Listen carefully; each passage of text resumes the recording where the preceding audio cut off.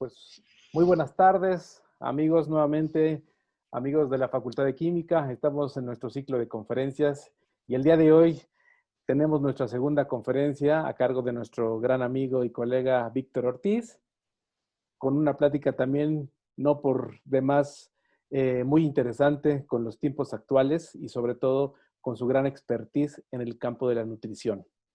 Sin mayor preámbulo, voy a dar la bienvenida a Víctor leyendo su currículum para que todos nosotros podamos enterarnos de lo que hace Víctor y cómo está aportando hacia nosotros esta gran enseñanza en su plática del día de hoy. Víctor Manuel Ortiz Ortega, por supuesto, es químico farmacéutico biólogo, egresado de la Facultad de Química de la UNAM, realizó estudios de posgrado en el programa de Ciencias Bioquímicas de la Facultad de Química de la UNAM, obteniendo el grado de doctor en Ciencias, adscrito al Instituto Nacional de Ciencias Médicas y Nutrición, Salvador Subirán, desde hace 29 años. Puesto actual como investigador en Ciencias Médicas en el nivel D. Dentro de su producción científica, cuenta con 25 trabajos publicados en revistas de investigación como American Journal of Physiology, Endocrinology and Metabolism, Journal of Lipid Research, Diabetología, Proceedings of the National Academy of Science, Journal of Nutrition, Bioquímica et Biofísica Acta, Genes and Nutrition, Biochemistry and Cell Biology, Frontiers in Nutrition, Journal of Endocrinological Investigation, entre otros. El área de interés en la cual se desarrolla actualmente Víctor es la nutriogenómica, evaluando los mecanismos de regulación transcripcional de genes relacionados con el metabolismo de aminoácidos, así como la caracterización de la región promotora del gen del transportador de aminoácidos SNAT2. Pertenece al Sistema Nacional de Investigación en el nivel I. Demos pues la bienvenida a nuestro querido Víctor, al cual le cedo la palabra. Bienvenido, Víctor. Muy buenas noches. Muchas gracias, Luis. Y bueno, antes que nada, antes de comenzar, muchas gracias por la invitación. La verdad me da mucho gusto participar en esta idea que tuviste de platicar un poquito acerca de lo que trabajamos relacionado ahorita con esta pandemia. Entonces, pues si quieres, comenzamos. Adelante, adelante, adelante, por supuesto, claro que sí.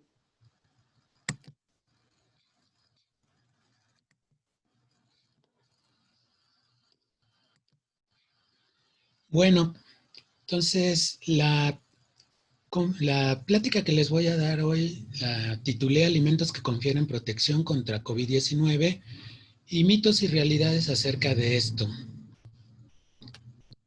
Entonces, como todos ustedes saben,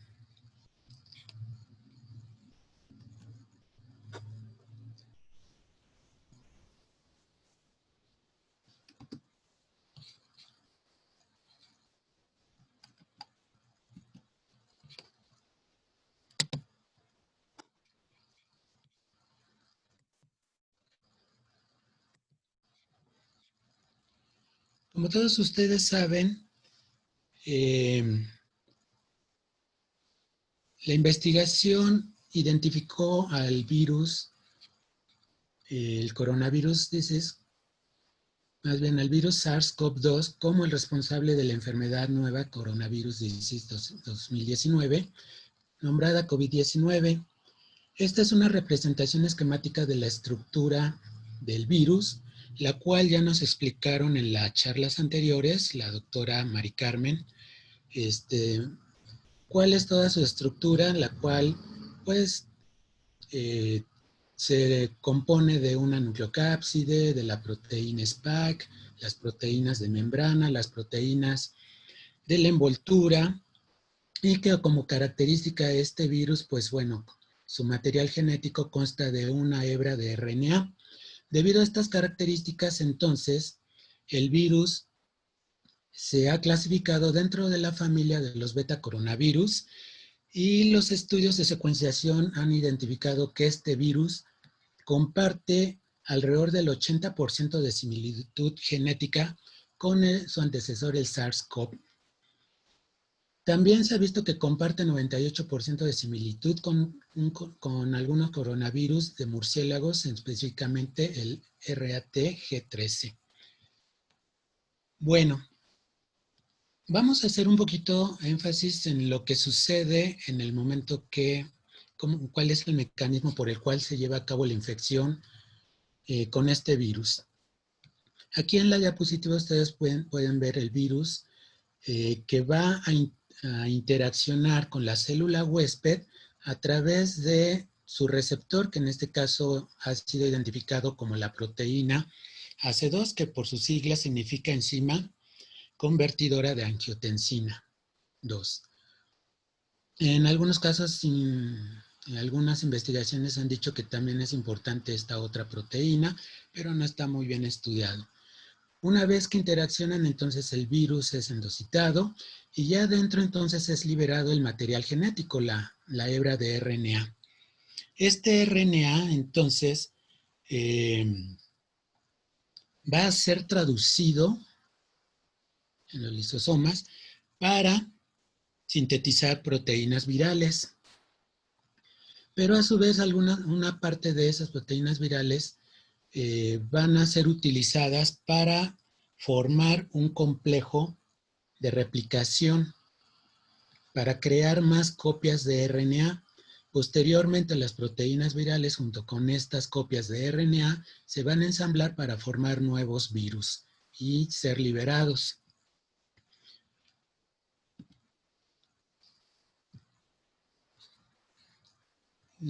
Se pueden dar diversos marcos aquí, pero bueno, ¿cuál es la cronología de eventos durante la infección de SARS-CoV-2? Una vez que ya sucedió lo que les acabo de mencionar, esa infección entonces lo que provoca es la liberación, o sea, el ingreso del virus, la replicación y la formación de nuevos virus va a ocasionar la liberación de diversas moléculas que van a ser identificadas por las células vecinas. Estas moléculas pueden ser material genético del virus, lipoproteínas y lípidos del virus. ¿Sí? En general se conocen como el patrón molecular asociado al daño. Y entonces eso va a ocasionar que las células vecinas sinteticen y liberen ciertas citocinas. Estas citocinas entonces van a dar la señal para atraer células T, macrófagos y monocitos al lugar. Una vez establecido esto, entonces estas células linfocíticas a su vez van, específicamente el linfocito T, los linfocitos T van a liberar interferón gamma, que a su vez entonces van a ocasionar la liberación de más citocinas, con lo cual se establece una retroalimentación de liberación de citocinas. Entonces, dependiendo de cada persona, aquí pueden suceder dos diferentes cosas. Si la respuesta inmune de la persona es adecuada, entonces van a ser atraídos estas citocinas van a atraer células linfocíticas específicas del virus, entre ellas linfocitos TCD4 positivos y linfocitos TCD8, las cuales entonces van a identificar específicamente a las células dañadas para eliminarlas. A su vez también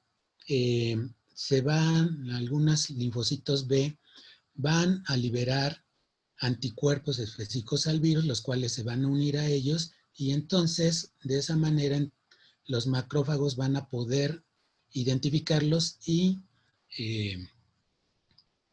fagocitarlos. Y a su vez, entonces también estos macrófagos pueden fagocitar células dañadas, con lo cual posteriormente no hay mucho daño, las células infectadas son neutralizadas y con esto se resuelve la infección. Pero ¿qué sucede con algunas personas? En algunos casos, esta respuesta inmune no es adecuada se establece una respuesta inmune muy descontrolada con una sobreproducción de citocinas, lo cual se ha nombrado la tormenta de citocinas. En este sentido, estas citocinas son proinflamatorias, en la cual entonces hay una gran cantidad de citocinas proinflamatorias. Esto atrae a una gran cantidad de células linfocíticas no específicas, con lo cual entonces eh, no hay liberación de anticuerpos específicos ni células T citotóxicas específicas que ayuden a controlar la infección, con lo cual entonces se provoca un gran daño en los pulmones. Y a su vez entonces estas células linfocíticas pueden pasar a circulación sanguínea, con lo cual entonces pueden dañar a otros órganos. Se ha dicho también que en estas personas hay una liberación tardía de interferón de tipo 1, y entonces todo esto se ha asociado con aquellas personas que desarrollan formas graves de la enfermedad, ¿sí? Se ha dicho también que entonces ciertos individuos que tienen una comorbilidades asociadas, como es el caso de padecimientos de diabetes, obesidad, hipertensión, entre otros, son más susceptibles a desarrollar la forma grave de la enfermedad. ¿Por qué? Porque en estos pacientes, en estas personas, ya existe, antes de la infección, un estado inflamatorio crónico, con lo cual entonces, al desarrollarse la infección, pues puede todavía exacerbarse más la inflamación en estas personas. Como no existe un tratamiento hasta la fecha, bueno, toda la investigación del mundo ha estado enfocado en la producción de una vacuna específica contra la enfermedad, y también, como no existe un fármaco específico, actualmente se han estado probando fármacos que ya han sido probados con otras enfermedades virales, entre ellas la cloroquina, hidroxicloroquina, antagonistas de interleucina 17, antagonistas de interleucina 6, inhibidores de la sinasa Janus, antiinflamatorios no esteroideos, etcétera, entre otros. Sin embargo, esto ha ocasionado el hecho de que no exista un fármaco particular para esta enfermedad. Ha ocasionado una desinformación en las redes de comunicación, en las cuales entonces han sido aprovechadas para la venta de posibles compuestos mágicos contra este virus. Y la industria de los alimentos no es la excepción. Alimentos y suplementos dietéticos, en las redes han aparecido diversas fotografías que venden alimentos y suplementos dietéticos supuestamente contra el virus y contra esta enfermedad de COVID-19. De aquí surge la pregunta, ¿es esto realidad o es un mito?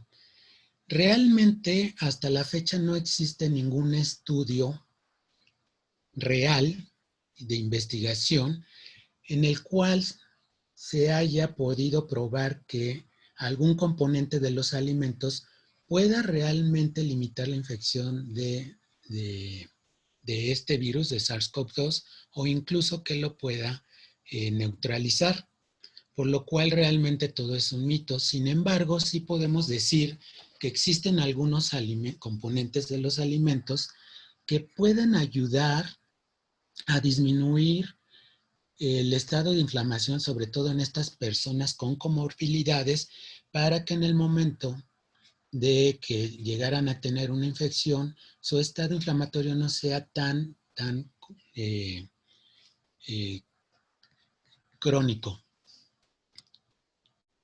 Y entonces es lo que les voy a platicar ahorita. Antes de comenzar, entonces quiero platicarles un poquito de lo que son las llamadas ciencias ómicas, el avance de la biología molecular y la generación de técnicas de biología molecular han dado a la nutriología la posibilidad de avanzar y de estudiar más a fondo los procesos de nutrición. Y entonces, si estudiamos el genoma a nivel de DNA, tenemos la epigenómica y la nutrigenética. Si se analiza a nivel de RNA el efecto de los nutrimentos, entonces hablamos del transcriptoma y entonces hablamos de la nutrigenómica. Si se analiza las proteínas, hablamos de la proteoma y por lo tanto tenemos la proteómica nutricional. Y si se analizan el cambio en metabolitos, entonces hablamos de metabolómica nutricional. En este caso yo me voy a enfocar únicamente a lo que es la transcriptómica y que se conoce como la nutrigenómica. En los animales, la alimentación es muy variada. Cada uno de nosotros tenemos una ingesta de nutrimentos muy variados, con dietas muy variadas en las cuales hay diferentes cantidades y fuentes de proteína, polisacáridos y lípidos, los cuales posteriormente a través del proceso de digestión y absorción van a ser absorbidos por la célula. Y no solamente van a ser variados los nutrimentos, sino también la frecuencia con los cuales los ingerimos. La alimentación en los seres humanos no es continua, sino tenemos estados de alimentación y estados de ayuno, con lo cual entonces eso también es otra señal que que va a llegar a la célula. Pero aparte también tenemos señales neuroendocrinas, señales hormonales, entre otras, las cuales todas estas señales en conjunto tienen que ser integradas dentro de la célula para dar una respuesta celular adecuada, entre ellas una respuesta a nivel de la expresión de genes. ¿Para qué? Para mantener una homeostasis metabólica. Entonces, ¿qué es una expresión o qué entendemos por la expresión de genes? Pues que toda la información contenida dentro del núcleo en la hebra de DNA va a ser transcrita para la síntesis de una molécula de RNA y posteriormente esta hebra de RNA debe de ser procesada y madurada a un RNA mensajero maduro. Una vez que sucede esto, entonces sale del núcleo hacia los ribosomas, donde va a ser traducido para la síntesis de un polipéptido. Todo esto es la expresión de genes y obviamente existe regulación en cada etapa. Existe regulación a nivel de la transcripción para el paso de la información de DNA a RNA. Existe regulación a nivel del procesamiento del RNA. Existe procesamiento a nivel de la traducción y existe procesamiento posttraduccional una vez que la proteína ya ha sido sintetizada. Lo que yo les voy a platicar ahorita tiene únicamente que ver, en general, en su mayoría, con la regulación de la transcripción, la regulación transcripcional. Entonces, dentro de la regulación transcripcional van a ser muy importantes ciertas proteínas que se conocen como factores de transcripción. Estos factores de transcripción son proteínas que van a reconocer secuencias muy específicas en la región promotora de los genes y que se van a unir en esas secuencias. De tal manera que van a decidir, una vez que se unan, van a permitir que la RNA polimerasa, que es la enzima que sintetiza el RNA, se pueda unir y comenzar a hacer la transcripción. Entonces, los factores de transcripción son importantes porque estos son los que determinan qué genes se van a expresar, en qué tipo de células se deben de expresar y bajo qué estímulos se deben de expresar. Vean aquí en esta diapositiva les muestro cómo pueden diversos factores de transcripción están identificando ciertas secuencias en la doble hebra de DNA, en la región promotora, y se están uniendo para que se forme todo un complejo transcripcional.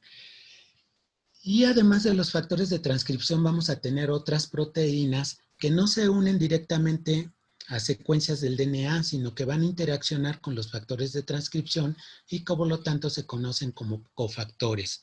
Dependiendo de su actividad podemos tener cofactores que activen la transcripción y por lo tanto se conocen como coactivadores, o cofactores que inhiban la transcripción y por lo tanto se conocen como coinhibidores. Pero bueno, ¿cómo llegan los estímulos a la célula para que comience, para que se dé esta respuesta en la expresión de los genes? Podemos tener diferentes estados. Puede haber ciertas proteínas, por ejemplo, hormonas o lípidos, que se van a unir a receptores que se encuentran en la membrana, y una vez que se unen a estos receptores, van a activar una cascada de secuencia de activación de proteínas en forma de cascada hasta que una de ellas puede translocarse al núcleo para activar a estos factores de transcripción. O algunos estímulos, por ejemplo, ácidos grasos que provienen de la dieta o algunas otras hormonas, como el caso de las hormonas esteroideas. Estos pueden ingresar libremente, a pasar a través de la membrana plasmática, unirse a su receptor que se encuentra dentro de la célula en el citoplasma, y una vez unido, translocarse al núcleo, donde se van a unir en la región promotora y regular la expresión de sus genes blanco. Entonces, platicarles de caso de cada alimento en la charla es imposible, de tal manera que me voy a enfocar únicamente a aquellos alimentos que sí podrían de algún momento ayudar a disminuir el estado de inflamación crónico en pacientes antes de una infección de COVID-19. Entre ellas, entonces, tenemos a las vitaminas. Las vitaminas tenemos dos tipos, dos grandes grupos, que son las vitaminas hidrosolubles y las liposolubles. Las más estudiadas son la vitamina A y la vitamina D, en el caso de que tienen acciones para regular la inflamación crónica.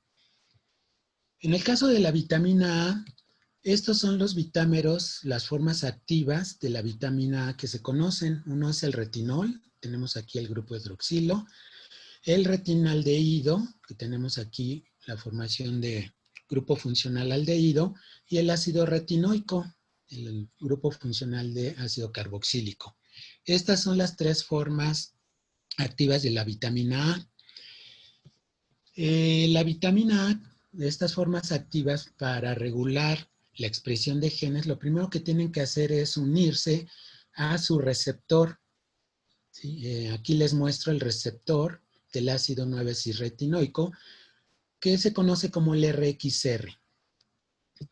Una vez que el ácido retinoico se une a este receptor puede formar un heterodímero con otro receptor que podría ser, por ejemplo, PPARs, ya más adelante les hablaré lo que es el PPAR, o otro receptor también de retinoides, o el receptor de la vitamina D, entre otros. Y una vez que forma el heterodímero, entonces este se puede unir a las regiones promotoras de sus genes blanco y regular ciertos procesos. En el caso de la vitamina A, lo que se ha visto es que puede regular la proliferación de células linfocíticas, de tal manera que puede activar la proliferación de células que secretan citocinas proinflamatorias, como TH17 y TH1, e inhibir la proliferación de células linfocíticas,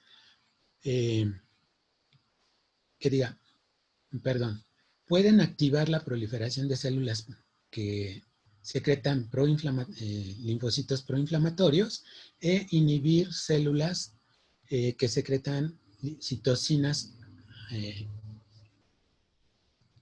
aquí nuevamente. Pueden inhibir la proliferación de linfocitos que secretan citocinas proinflamatorias y activar aquellas que secretan citocinas antiinflamatorias.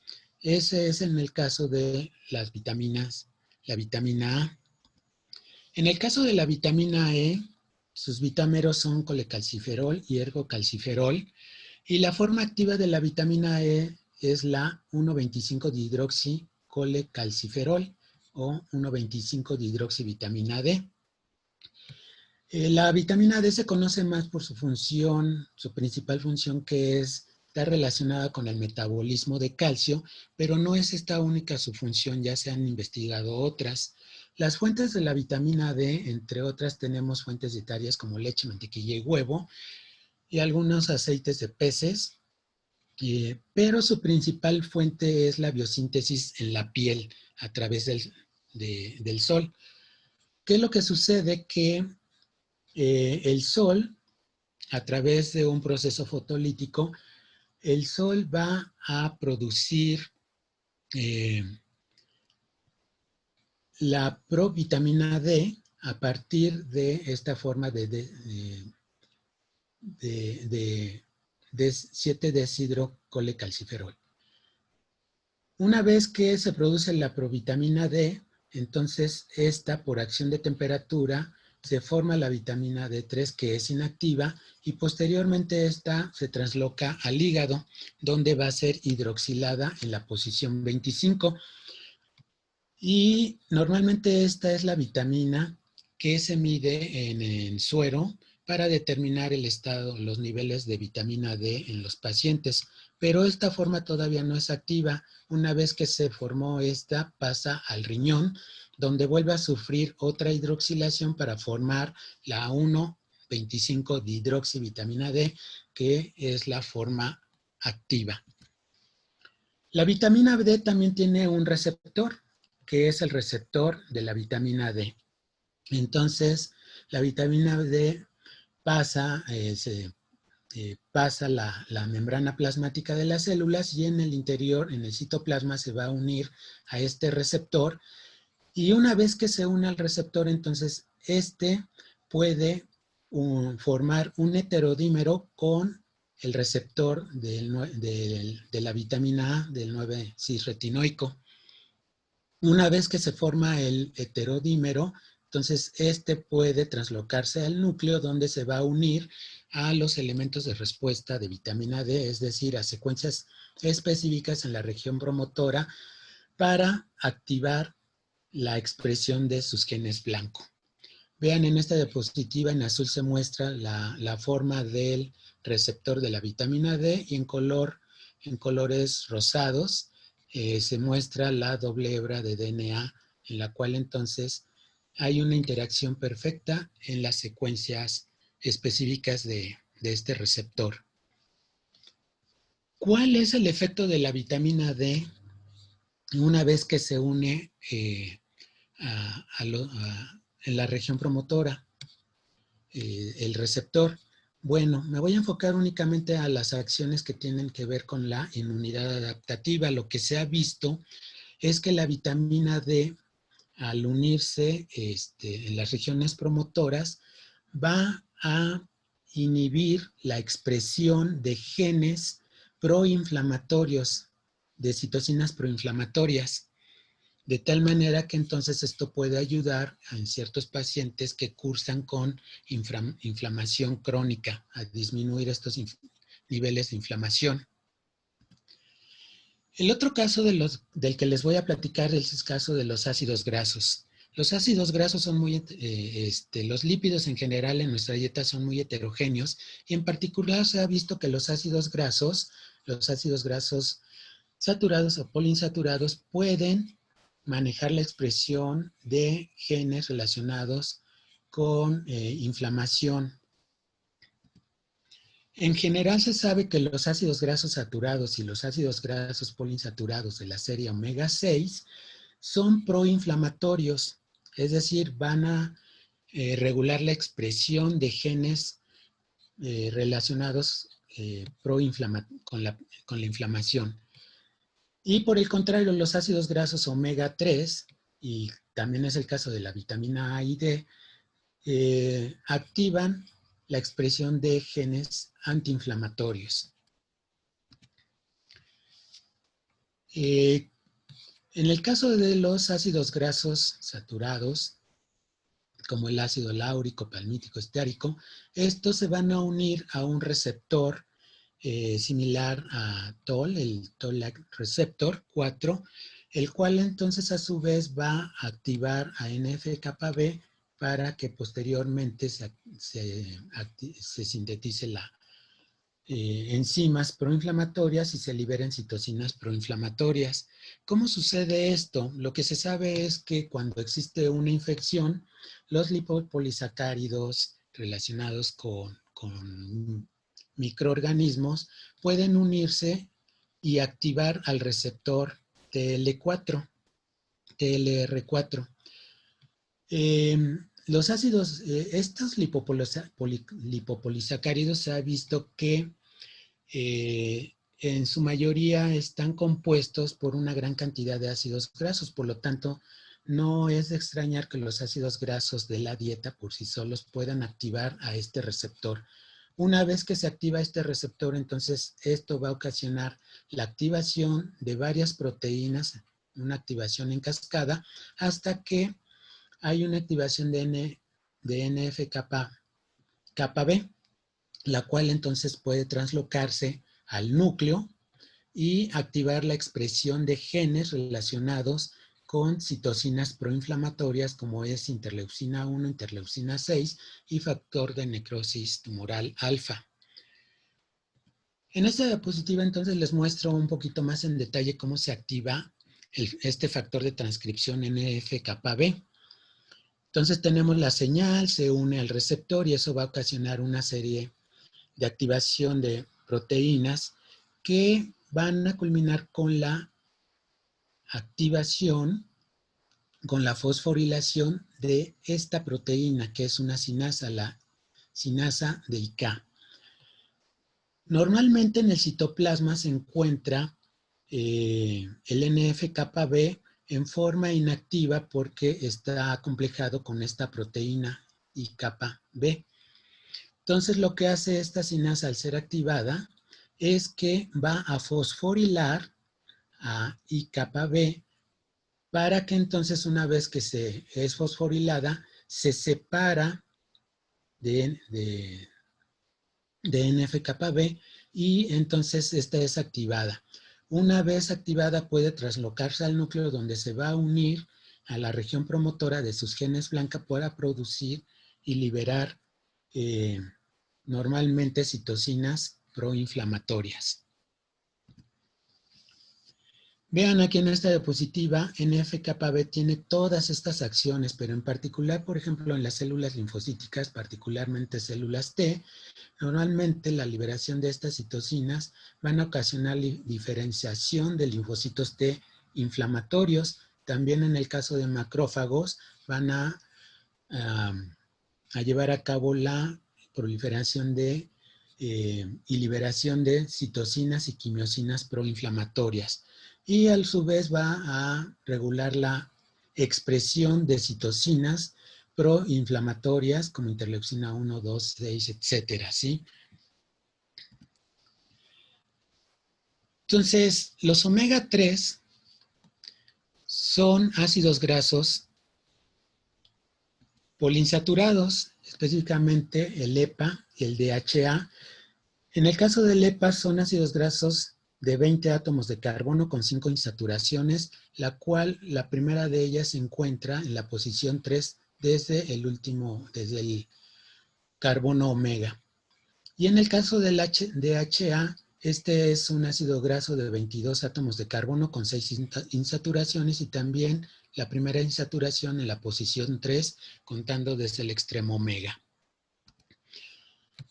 Estos dos ácidos grasos poliinsaturados pueden ser sintetizados endógenamente a partir de otro ácido graso poliinsaturado, que es el ácido alfa-linolénico.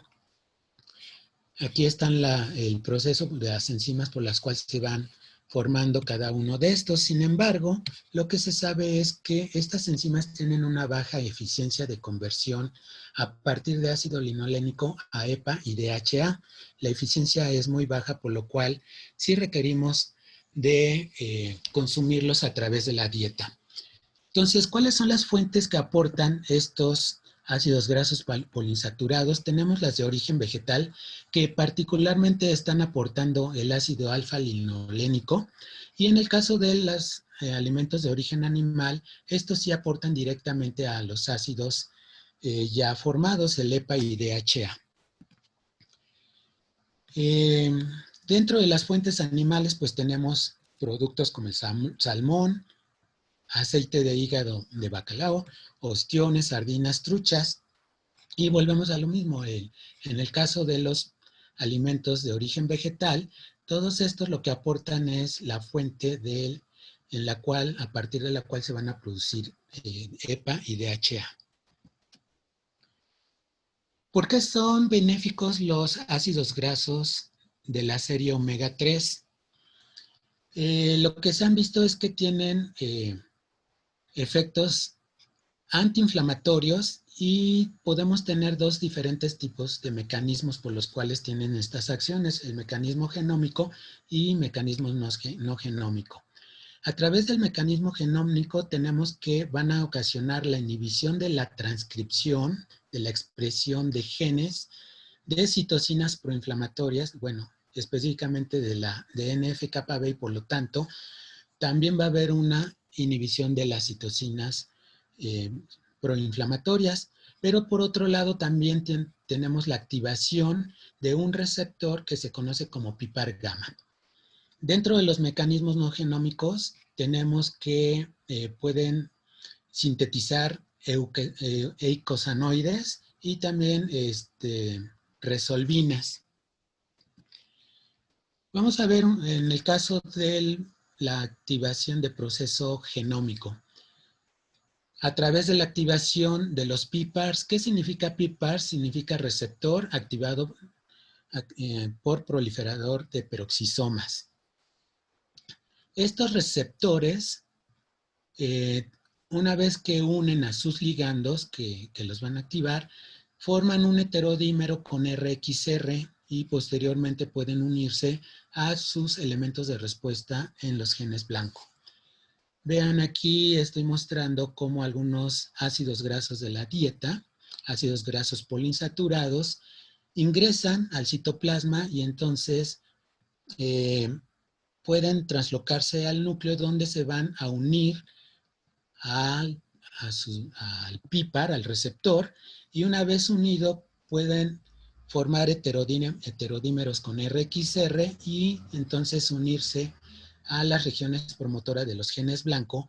En particular, lo que van a hacer es inhibir la expresión de genes relacionados con citocinas proinflamatorias. Entonces, entre ellas van a inhibir la expresión de la leptina, de TNF-alfa, y va a activar la expresión de adiponectina, que es principalmente sus efectos son antiinflamatorios. Existen otros mecanismos genómicos, por ejemplo, a través de inhibición del inflamasoma, a través de la inhibición de la expresión de NF-κB, y todo en conjunto. Entonces su respuesta final es que va a disminuir la expresión de genes proinflamatorios. Dentro de los mecanismos no genómicos tenemos la síntesis de eicosanoides, en particular la síntesis de leucotrienos, tromboxanos y prostaglandinas. Entonces, esto se lleva a cabo a través de la activación de diferentes enzimas, como son la ciclooxigenasa para producir todas las prostaglandinas, y en general las lipoxigenasas, que van a producir los leucotrienos. ¿Por qué es importante esta parte? En general, los ácidos grasos poliinsaturados de la serie omega 6, a partir del ácido araquidónico, normalmente van a producir prostaglandinas y algunos leucotrienos, cuya acción va a ser activación de inflamación aguda, la cual posteriormente puede llevar a una inflamación crónica. En cambio, los ácidos grasos poliinsaturados de la serie omega 3, como es el EPA y DHA, en particular el EPA va a sintetizar algunas eicosanoides que se conocen como resolvinas y algunos leucotrienos, tromboxanos, que van a reducir la inflamación. Igual DHA va a partir de DHA se puede sintetizar otras resolvinas que estas reducen la inflamación y por lo tanto van a ser benéficos para volver a la homeostasis celular. Con esto no quiero que se queden con la idea de que el proceso de inflamación es malo. El proceso de inflamación es algo natural cuando existe una agresión en nuestro organismo, ya sea a través de un traumatismo, a través de un daño de tejidos, una cortada, o un proceso de infección. Primero, la inflamación tiene que, es importante que se establezca y a partir de aquí entonces se va a activar toda la respuesta inmune para que el daño sea desechado, el factor que haya provocado este daño. Y una vez que entonces ya se superó este daño, es importante que eicosanoides, en particular las resolvinas, limiten el proceso inflamatorio para que entonces se dé la resolución de la infección o la resolución del traumatismo y con esto sea ya sanado.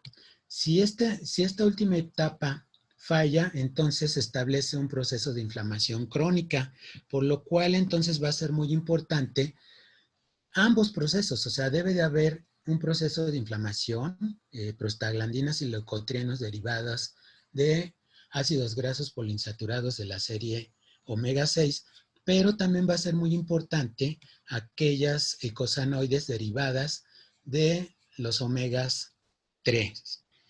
Lamentablemente, en nuestra población mexicana hay muy poco consumo de alimentos, fuentes de ácidos grasos de omega 3 y hay un alto consumo de ácidos grasos omega 6. Entonces, lo que se recomienda es que exista un mayor consumo de ácidos, de fuentes de alimentos de ácidos grasos omega 3.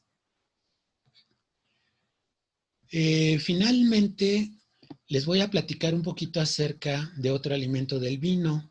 En las fuentes, en las redes sociales apareció me llamó mucho la atención que decía que el vino era muy bueno para combatir la enfermedad de COVID-19. Pero obviamente esto no es porque contenga alcohol. En particular, el vino tiene polifenoles. ¿Qué son los polifenoles? Van a ser fitoquímicos naturales que están presentes en altas cantidades en algunas plantas, frutas, vegetales, semillas, aceites y bebidas alcohólicas y no alcohólicas. Por ejemplo, tenemos en el caso del té verde, el polifenol más estudiado es la epicatequina. En el caso de la soya, su polifenol más estudiado es la genisteína. En el caso de las uvas rojas, con cáscara roja tenemos al resveratrol, en el caso de la cocoa tenemos a la catequina, en el caso de la cúrcuma tenemos a la curcumina, y en el caso de la manzana tenemos a la quercetina, en el caso de las frutas cítricas tenemos a la naringenina. Pero bueno, ¿por qué son importantes los polifenoles? En particular, lo que se ha visto es que estos polifenoles, por su estructura química, pueden unirse a algunos factores de transcripción y de este modo regular la expresión de genes. En particular, el resveratrol ha sido muy estudiado Y este se encuentra en frutos con cáscara roja, como por ejemplo la granada, por ejemplo la frambuesa, las moras, obviamente las uvas rojas y por lo tanto, en el caso del vino también hay resveratrol, pero el resveratrol se ha visto que tiene muchos efectos, entre ellos efectos antibacterianos, efectos inmunosupresores, efectos antioxidantes, y en particular se ha visto que tiene efectos también antiinflamatorios, ya que inhibe la transcripción de NF-κB y de las enzimas ciclooxigenasas, y por lo tanto esto va a ayudar a que haya un menor número de la expresión de genes de citocinas proinflamatorias. No solamente el resveratrol se ha visto que inhibe la expresión de NF-κB, sino también la quercetina, entre otros.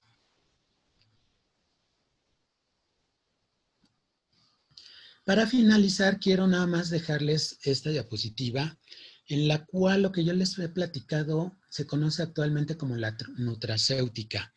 Aquellos compuestos que provienen de alimentos y que tienen un efecto más allá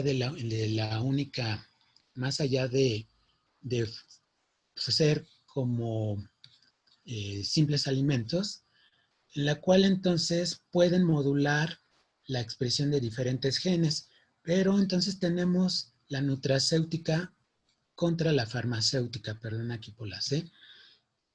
En general la nutracéutica, los nutracéuticos tienen baja potencia y su interacción con su receptor, como ligando, es baja. Por lo tanto, su aplicación es a largo plazo. En cambio, en el caso de los fármacos, estos tienen alta potencia, van a ser específicos para algún receptor en particular y por lo tanto entonces se puede utilizar como tratamiento para la enfermedad y obviamente su aplicación es en corto plazo, su efecto va a ser muy rápido. Entonces, para terminar, lo único que les quiero decir es, los alimentos nos pueden ayudar a tener un menor nivel de inflamación crónica previo a que podamos tener una infección únicamente por el virus SARS-CoV-2, sino en cualquiera, y por lo tanto puede ayudar a mejorar nuestro sistema inmune. Eso es todo. Muchas gracias. No sé si tengan alguna pregunta.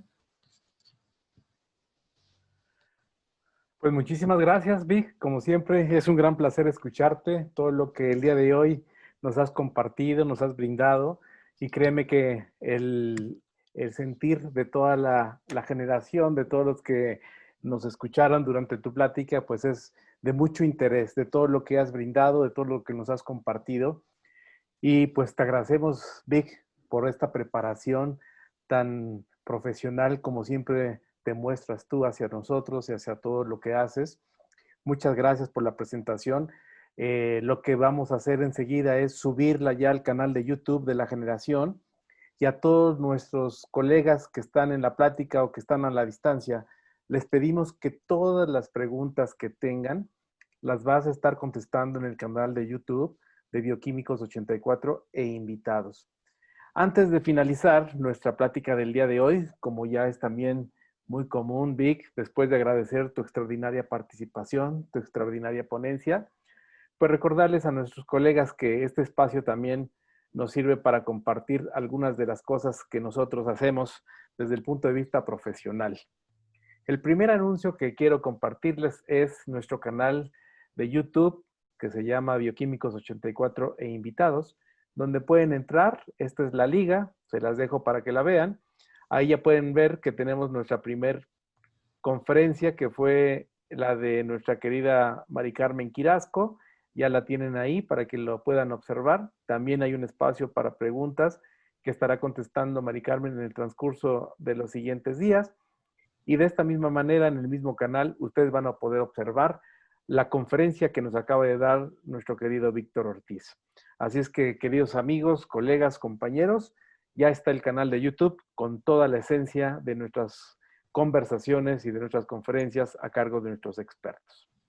Y bueno, siguiendo con la práctica de cada uno de nosotros, hoy tenemos también el recordatorio de Alicia y de Max con su empresa.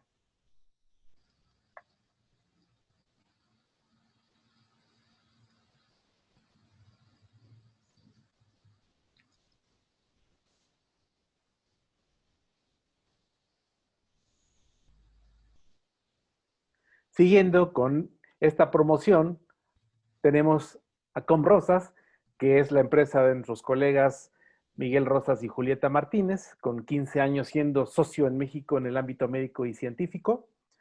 Aquí nos ofrecen, por supuesto, siempre estos materiales científicos, todo lo que nosotros requeramos para nuestros laboratorios. En el aspecto de protección de la propiedad intelectual, tenemos a Israel y a Alma con su empresa Breakthrough, que también nos ofrecen todo lo que nosotros necesitemos respecto a la protección, patentes, marcas, derechos de autor, secretos industriales, licencias, transferencia de tecnología, litigios, etcétera. A sus órdenes en la Ciudad de México y en Guadalajara.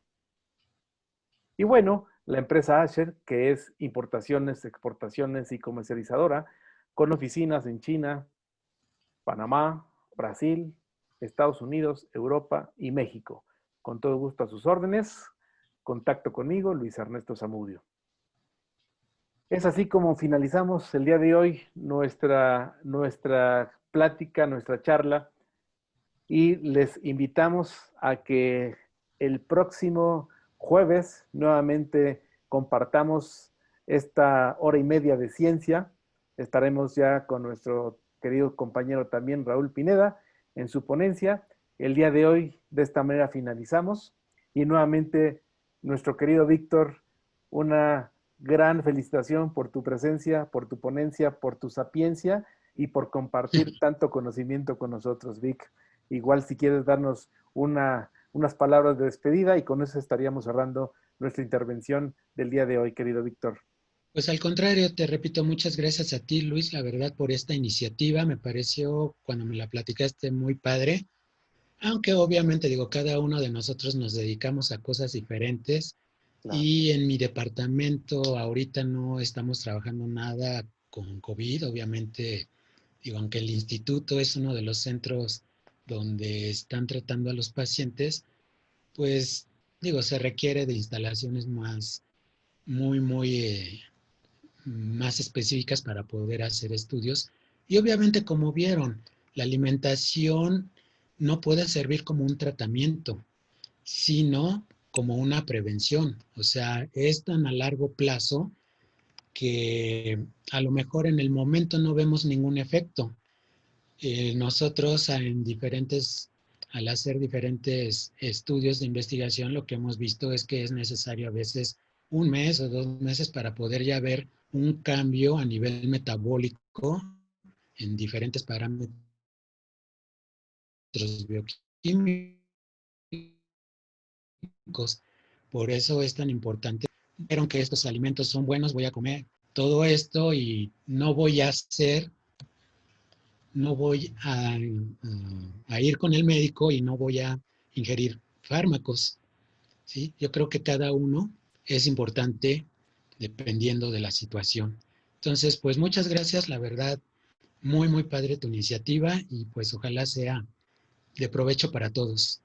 Así lo será seguramente, Víctor, porque yo creo que con esa pasión con la que han desarrollado sus temas, aportan muchísimo para todos nuestros colegas, amigos, compañeros de generación y la gente invitada que también está acudiendo a estas pláticas.